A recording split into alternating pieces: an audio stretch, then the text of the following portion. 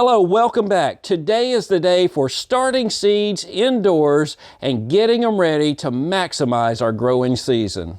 If this is your first time starting seeds, it's easier than you may think. Here are a few basic things that you really have to have.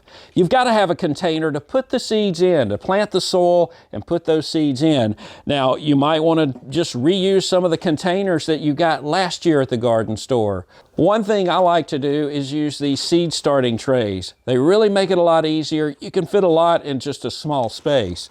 Another thing you can do is use reusable. These are more expensive, but you don't have to buy them every year. However, you do have to wash them out.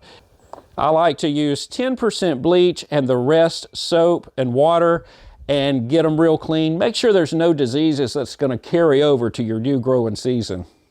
Another thing you're going to need is some good soil. This soil has to be suited for starting seeds. Now, the soil out in your yard or your garden, that's not going to work this time.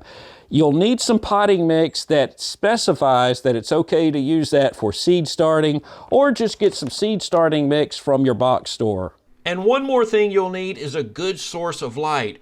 This light will have to produce a full spectrum, so if you're going to use a shop light, many people do, and have great results, you'll have to have one cool bulb and one warm bulb. I have decided to go the LED grow light route for my setup. And finally, you will have to have some good seeds. I decided to order these seeds. However, you can get seeds locally. Just whatever you do, make sure you get good seeds and make sure you get seeds that are suitable for your area. Now, one of the things that's really helpful if you're growing tomatoes or peppers is a seed heat mat. Now, if you don't want to invest in the heat mat, later on I'll tell you an alternative for that. One very important tip for you is timing is everything. You'll want to make sure that you look up your last average frost date. I found a helpful site is almanac.com. Just type in your zip code or where your city and it'll tell you your last average frost date. What I like to do is put that last average frost date on my calendar and then go back a few weeks, and then I'll know when to plant certain things.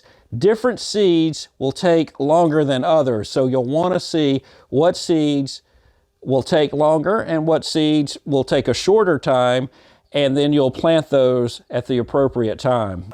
Okay, now as we get started, first I'll open up the potting soil mix. And what I'll mix it in is I've got this pan. It'll be perfect for putting the soil in and getting it just moist and just the right texture. One of the first things we'll do is start with this pan and mix some soil up with water.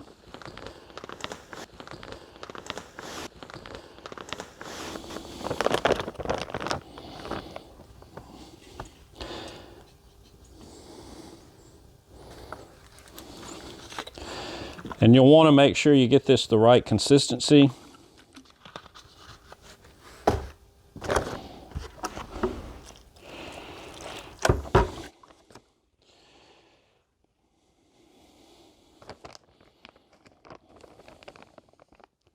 Next, I have the seed tray, and I'll put the soil into the seed tray.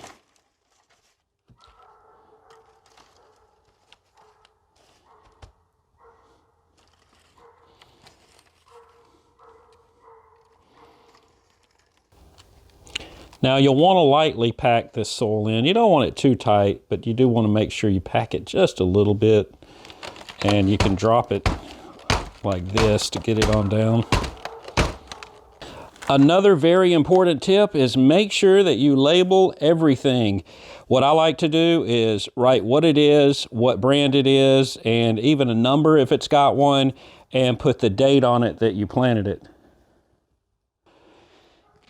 And what I like to do is poke a little bitty hole. Remember, you're going to only plant it as deep as the packet says. A rule of thumb is twice as deep as the seed is wide.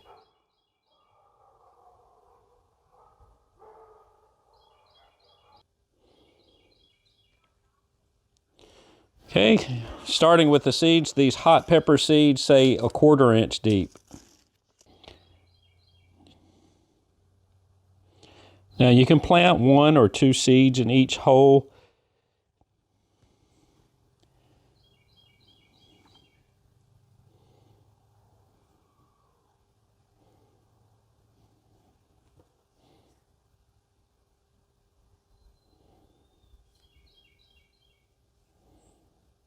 Make sure if you have one of these trays that your sticks will fit when your dome is put on top.